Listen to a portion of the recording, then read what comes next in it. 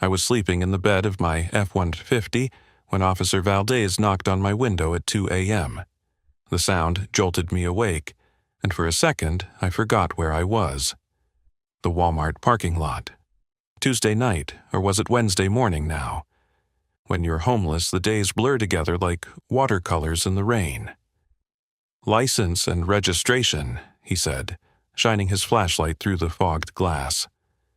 I could see my breath in the cold Arizona desert air as I fumbled for my wallet. My back ached from sleeping on the metal truck bed with just a sleeping bag and an old moving blanket for comfort. This was my life now, at 49. Dale Hutchinson, former successful business owner, reduced to dodging police and parking violations.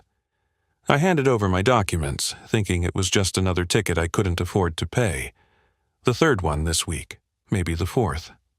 Officer Valdez looked young, maybe 35, with kind eyes that seemed apologetic about waking me. He walked back to his patrol car, and I watched him in my side mirror, typing on his computer. Standard procedure. I'd been through this dance before, but something changed. I saw him lean forward, squinting at his screen. He typed something else, waited, then suddenly stood up straight. Even from 50 feet away, I could see his whole demeanor shift. He spoke into his radio, quick and urgent. Then he walked back to my truck, but this time his hand rested on his weapon.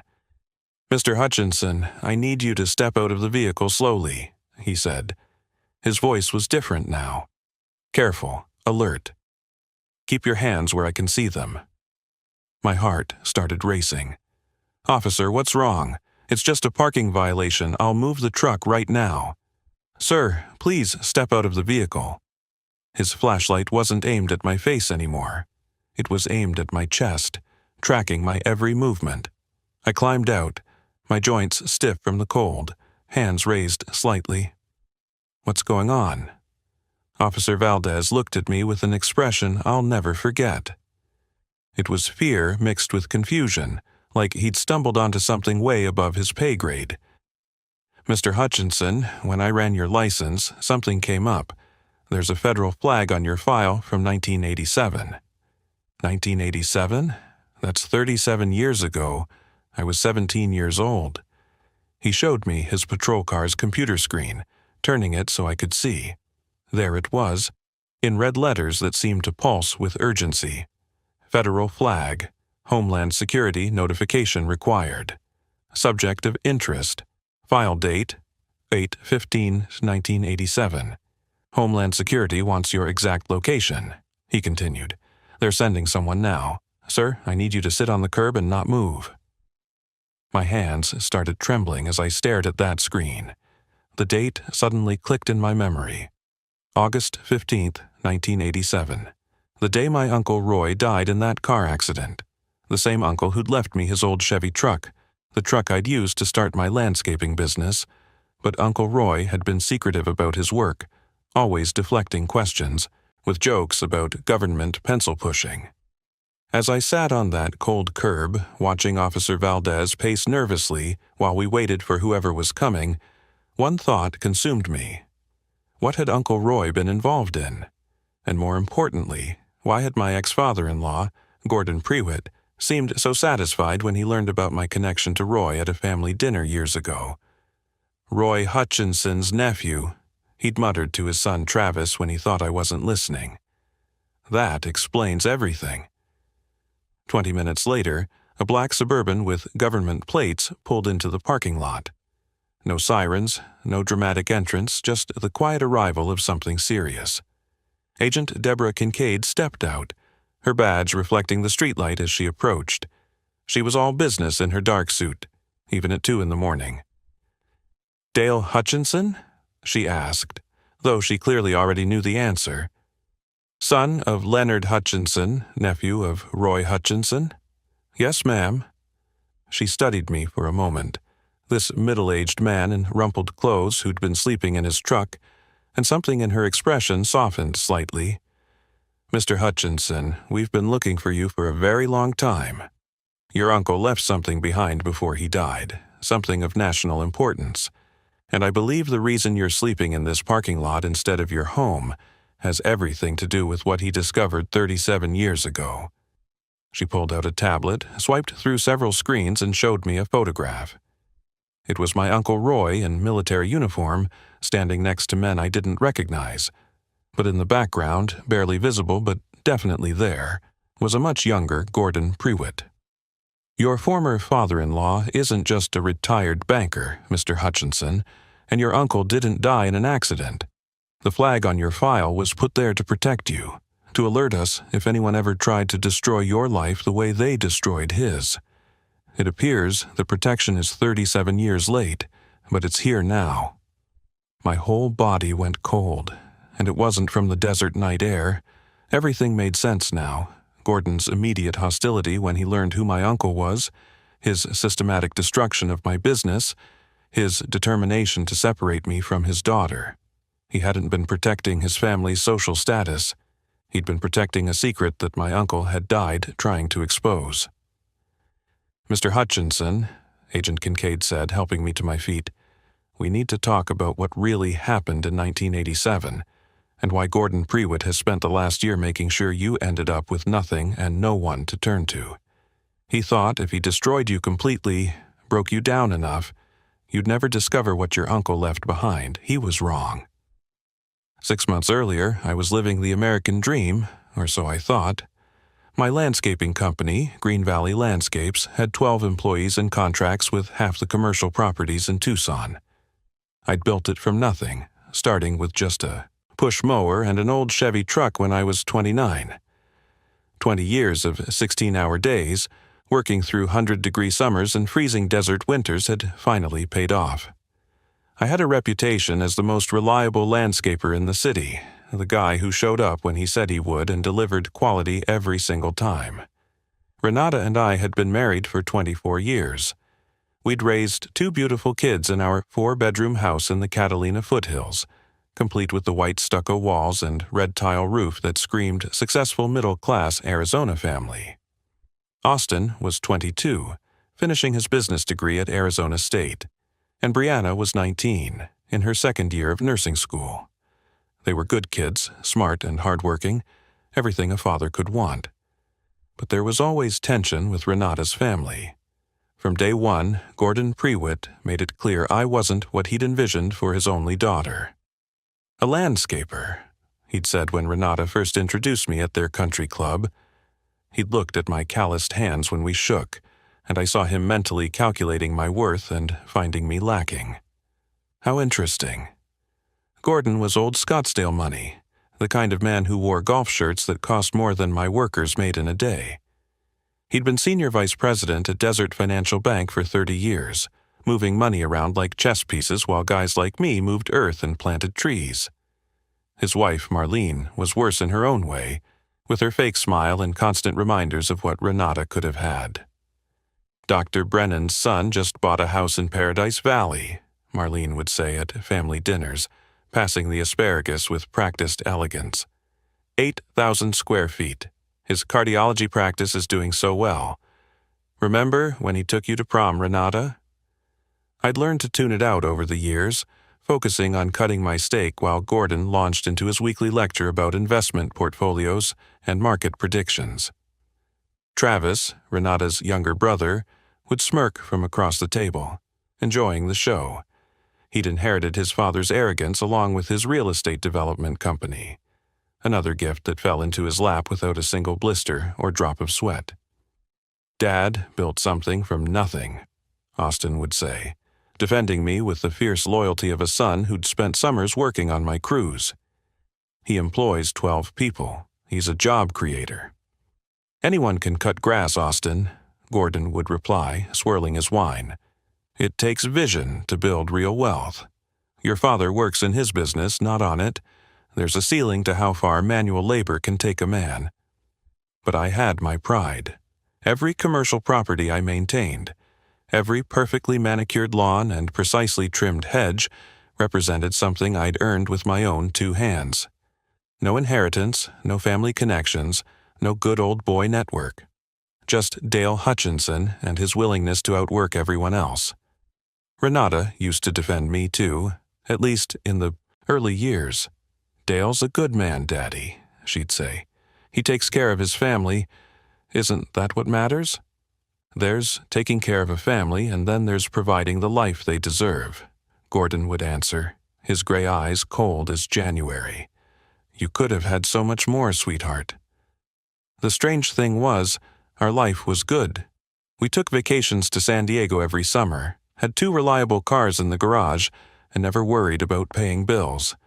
I coached Austin's Little League team for 10 years and never missed one of Brianna's dance recitals. We had friends, barbecues on weekends, date nights at local restaurants where the owners knew our names.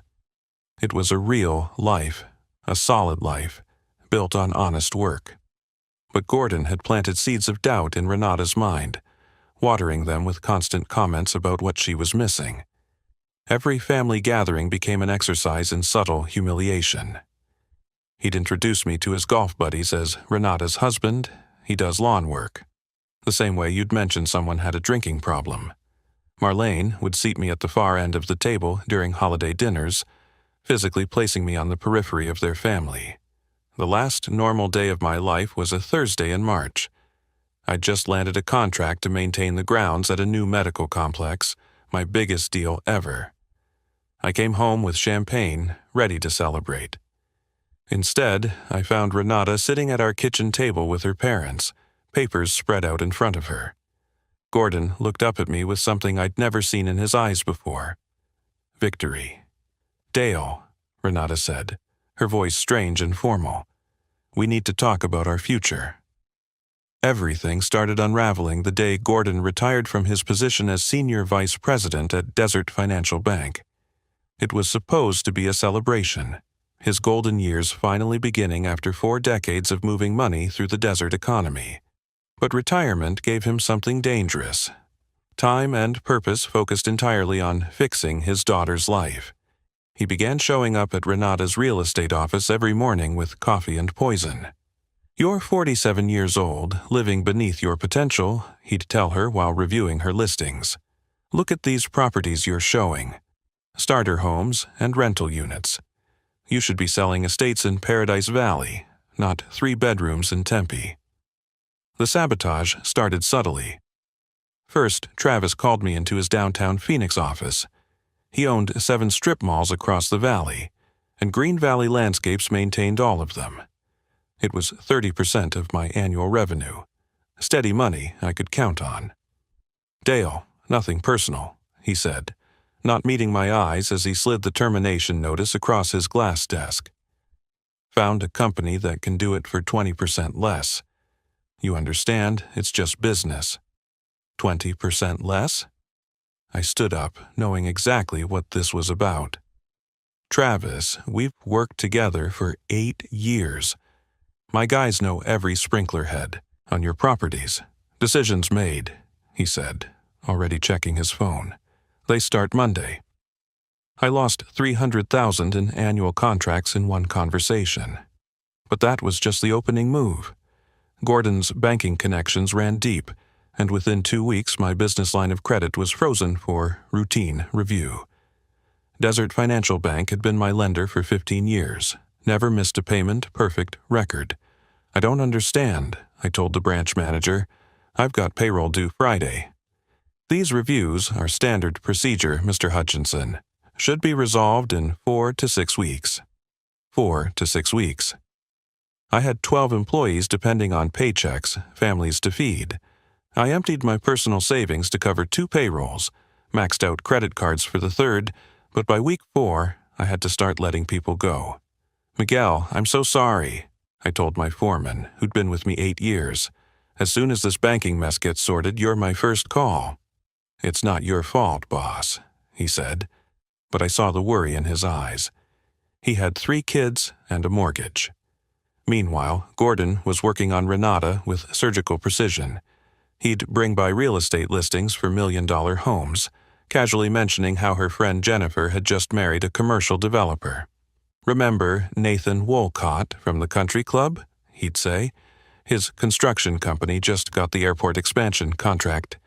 He asked about you the other day. Recently divorced, you know." Renata started coming home later, skipping dinners, avoiding conversations. She'd stopped wearing her wedding ring, claiming it interfered with her typing. When I confronted her about it, she turned cold. "Maybe Daddy's right," she said. "I've been thinking about this for years, Dale. You're a good man, but you'll never be good enough for this family. Look at our friends. Look at their lives. We're stuck in the same place we were 10 years ago." "Stuck? We're raising 2 great kids. We own our home. We take vacations. What more do you want?" "More," she said simply. "I want more." The divorce papers were filed 2 weeks later. The prenup Gordon had insisted on before our wedding was ironclad. He'd paid for the lawyer back then, told me it was just smart business to protect both parties. Now, I understood it was a trap set 24 years ago, waiting to spring. Without the business income and with my credit frozen, I couldn't afford a decent lawyer. Renata got the house, both cars, and primary custody. I got 72 hours to move out and supervised visitation rights that Gordon's lawyer friend made sure were humiliating in their restrictions. "Dad, why can't you just come home?" Brianna asked during one of our coffee shop visits, Renata waiting in the car outside. "It's complicated, sweetheart. Your mom and I just need some space." But Gordon wasn't done. He made sure every commercial property owner in his network knew that Green Valley Landscapes was unreliable and having financial difficulties. My remaining contracts evaporated.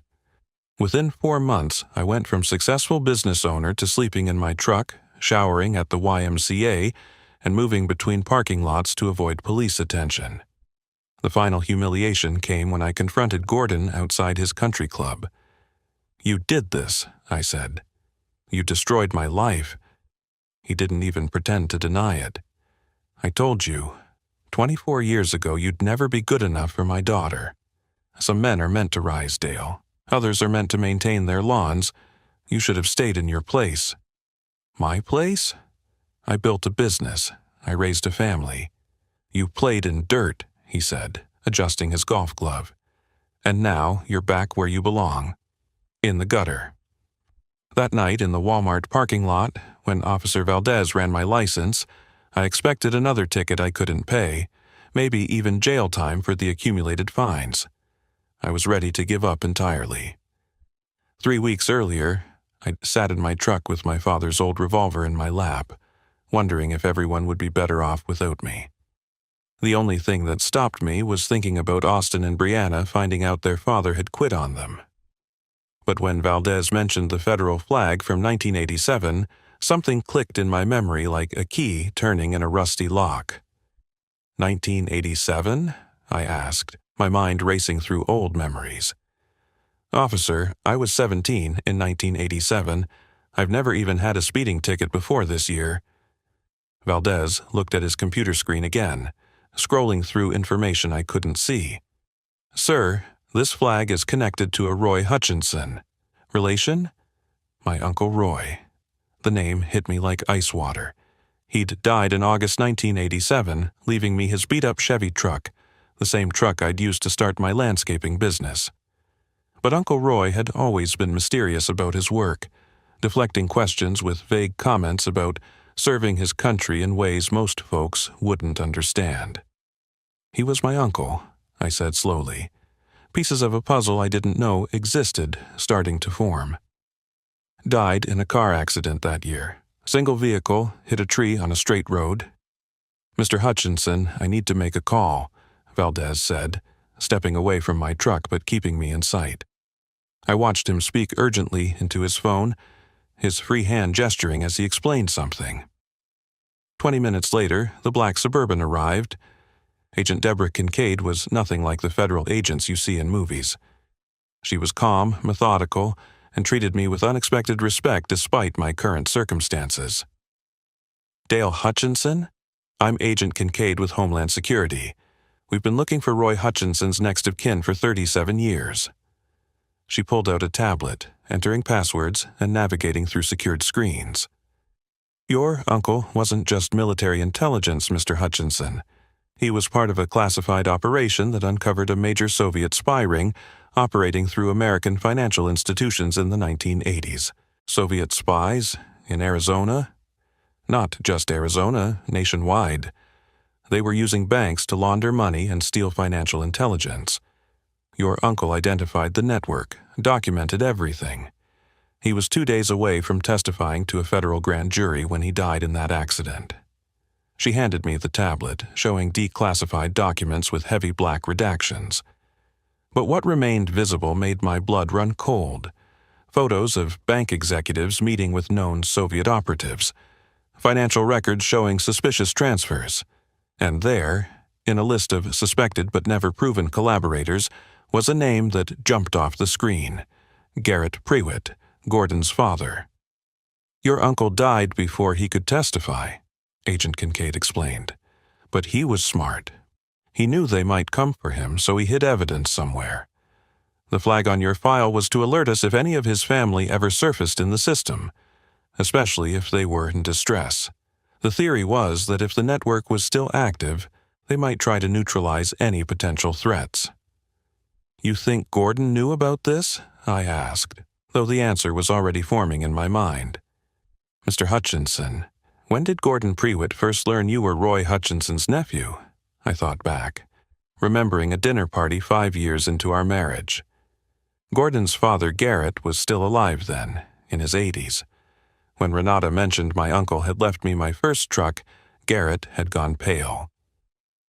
"Roy Hutchinson from Fort Huachuca?" he'd asked. When I confirmed it, he'd whispered something urgently to Gordon, who'd looked at me differently from that moment on. "About 19 years ago," I said. "His father was still alive. They both acted strange when they found out." Agent Kincaid nodded, like this confirmed something. "We believe Gordon has spent years trying to find out what you might know or what Roy might have left you. When he couldn't find anything, he decided to destroy you instead, make sure you'd never be in a position to discover anything." "But I don't know anything. Uncle Roy never told me about any of this." "That's what we need to find out. Your uncle was brilliant at hiding things in plain sight. He left you his truck for a reason, but there's something else, something he hid that we've never been able to find. We think Gordon's recent escalation, this systematic destruction of your life, means he believes you're close to finding it, even if you don't know it yourself." She stood up, offering me her hand. "Mr. Hutchinson, we need your help. Help us find what your uncle hid, and we'll help you get your life back. More importantly, we'll expose what Gordon Prewitt and his family have been hiding for 40 years. For the first time in 6 months, I felt something other than despair. It was purpose, mixed with the growing realization that my uncle had been trying to protect me all along, even from beyond the grave. The next morning, Agent Kincaid and I drove to my father's house in Phoenix. Dad lived in the same ranch-style home where I'd grown up, still maintaining it perfectly despite being 74. He'd kept Uncle Roy's belongings in storage all these years, boxes stacked in the garage that I'd never bothered to examine. "Roy was paranoid those last few months," Dad said, pulling dusty boxes from metal shelving. "Kept saying someone was following him, tapping his phone. I thought it was the stress from his government work. We spent 3 hours going through everything: military uniforms, old photographs, letters from his Army days. Then, in a battered Army footlocker, Agent Kincaid found something unusual. The bottom seemed too shallow compared to the exterior depth. "There's a false bottom here," she said, running her fingers along the edges. She pressed a corner and a panel popped up, revealing a hidden compartment. Inside were microfiche slides, the old kind libraries used to use, along with a leather journal wrapped in plastic. Agent Kincaid held the first slide up to the light, and even from where I stood, I could see they were bank documents. "This is it," she breathed, her professional composure cracking. "Your uncle documented everything: financial transfers, meeting notes, photographs." She set up a portable microfiche reader from her vehicle, and we huddled around it in Dad's kitchen. The documents were damning. Garrett Prewitt hadn't just been a suspected collaborator. He'd been a key player, using his position at Desert Financial Bank to move Soviet money through legitimate businesses. The amounts were staggering. Millions of dollars flowing through accounts, funding intelligence operations across the Southwest. Then she showed me a photograph from 1986 that made everything clear. It showed a young Gordon Prewitt, probably 30 years old, shaking hands with a man Agent Kincaid identified as Dmitry Volkov, a known Soviet intelligence officer. In the background, Garrett Prewitt watched approvingly. Another photo showed Gordon at a banking conference in Mexico City, exchanging briefcases with the same man. Gordon wasn't just protecting his father's reputation, Agent Kincaid explained. He was an active participant. When his father retired, Gordon took over the network, modernizing it for the post-Soviet era. They shifted from espionage to money laundering for Russian oligarchs. The journal contained my uncle's handwritten notes, detailed observations of the Prewitt family's activities. One entry from July 1987 stood out, "They know I'm onto them." Garrett Prewitt called my commanding officer, trying to get me transferred. "I've made copies of everything. If something happens to me, my nephew Dale will inherit more than just my truck. The truth has a way of surfacing, even if it takes decades." "We need to move fast," Agent Kincaid said, already on her phone. "If Gordon destroyed your life this systematically, he's still protecting active operations." Within 4 hours, federal agents had warrants for Gordon's homes, offices, and bank records. I watched from Agent Kincaid's vehicle as they raided his Scottsdale mansion. Gordon was led out in handcuffs, his face a mask of shock and rage. When he saw me, his expression shifted to pure hatred. "You knew," he shouted as they put him in the federal vehicle. "You've always known." "No, Gordon," I called back. "I didn't know anything. You destroyed my life because of your paranoia. You created your own downfall." The investigation exploded from there. Travis's real estate empire was built on laundered money. Desert Financial Bank's executive board was compromised. 40 years of financial crimes unraveled in weeks. The federal government found over $300 million in hidden accounts, properties purchased with illegal funds, and a network that stretched from Phoenix to Moscow. My phone rang as we watched the FBI carry boxes from Gordon's house. It was Austin. "Dad, what's happening?" "Mom's hysterical. Federal agents are at Grandpa's house. The news is saying something about Russian money laundering. They're saying you're involved somehow." "I'm not involved the way they think, son. Your grandfather has been hiding something terrible for 40 years. He destroyed our family to protect his crimes." "Mom wants to talk to you," Austin said. I heard muffled voices, then Renata came on the line. "Dale, I didn't know. I swear to God, I didn't know. My father told me you were holding me back, that you were beneath us. But it was all lies, wasn't it? He was terrified of you. Not of me, Renata, of the truth my uncle left behind." She was crying now, the kind of deep, shaking sobs I'd only heard once before, when her mother had cancer. "I threw away our marriage for a lie. I let him poison me against you. Dale, our whole life was real, and I destroyed it for his approval." Agent Kincaid tapped my shoulder, showing me her tablet. The government had just frozen over $50 million in Prewitt family assets. My father-in-law's empire, built on blood and betrayal, had collapsed in a single day. Gordon Prewitt was sentenced to 15 years in federal prison for financial crimes spanning 4 decades. The judge called it one of the most extensive money laundering operations ever uncovered in Arizona. Travis got 5 years and lost his real estate licenses in 7 states. Marlene, cleared of direct involvement but devastated by the shame, moved to Maine to live with her sister. She never spoke to me again, not even to apologize. Desert Financial Bank faced federal oversight and paid $90 million in fines for institutional failures. 23 executives were indicted.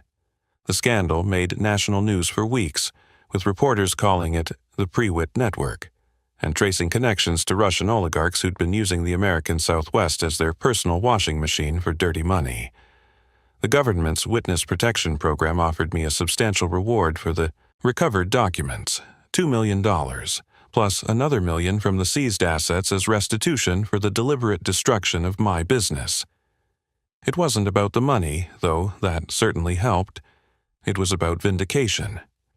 Every person who'd watched Gordon humiliate me at those country club dinners now knew the truth. The man who'd called me dirt under his fingernails was heading to federal prison in shackles. I used the reward money to rebuild Green Valley landscapes, but this time I did it right. I hired back Miguel and my old crew, giving them equity stakes in the company. We're bigger now than before, with contracts Gordon's influence can no longer touch. The medical complex that had canceled our contract during Gordon's campaign against me. They called begging us to come back. I charged them double. "Dad, you were never not good enough," Brianna told me over dinner 6 months later, after Gordon's sentencing. "They were the ones not good enough for you. Grandpa was a criminal hiding behind his money." Austin changed his major from business to criminal justice, inspired by Agent Kincaid and the investigation. "I want to catch the Gordon Prewitts of the world, Dad," he told me. "The ones who think they're untouchable because they wear expensive suits and belong to the right clubs." Renata and I didn't reconcile. Too much damage had been done, too many cruel words spoken, too much trust shattered, but we found a way to be civil for our kids' sake. She admitted her father had been feeding her lies for years, slowly poisoning her against me like arsenic in small doses. "He made me believe I deserved better," she said during our final conversation about the marriage. "He convinced me that your lack of ambition was holding me back. But Dale, what I had with you was already better than anything his world could offer. I traded real love for fool's gold." She sold the house and moved to a small apartment in Tempe, working to rebuild her real estate career without her father's connections. The last I heard, she was doing well, focusing on helping young families find their first homes instead of chasing luxury listings. Officer Ramon Valdez and I became unlikely friends. We meet for beer once a month at a sports bar downtown. "You know, Mr. Hutchinson," he said one evening, "that night I pulled you over, I almost didn't run your license. Something told me to check.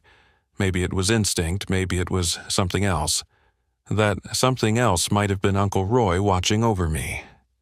I'll never know for sure, but I like to think he was waiting all those years for the right moment, for justice to finally come calling.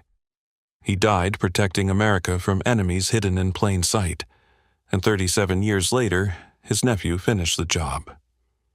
I still drive trucks, still work with my hands, still come home covered in honest dirt, but now I know the truth. Gordon Prewitt didn't try to destroy me because I wasn't good enough. He tried to destroy me because he feared I might be exactly good enough to expose what his family really was. The landscaper he mocked for playing in dirt had been sitting on top of buried treasure all along, the kind that could bring down kingdoms built on lies. My story isn't about revenge or even justice, really. It's about truth having patience, about how secrets buried in the desert have a way of surfacing when the time is right. It's about understanding that sometimes the people who tell you you're not good enough are really just terrified that you might be better than them in every way that matters. The men who maintain the lawns, who build with their hands, who earn their calluses and wear their sweat with pride, we're the backbone of this country. And sometimes we're also the ones who end up keeping America clean in ways nobody expects. If you found value in this story, please hit that like button and share it with someone who needs to hear that their worth isn't measured by someone else's standards. Drop a comment below about a time when someone underestimated you, and don't forget to subscribe to the channel for more stories of ordinary people facing extraordinary circumstances. Thank you for listening, and remember, your value doesn't decrease based on someone's inability to see your worth.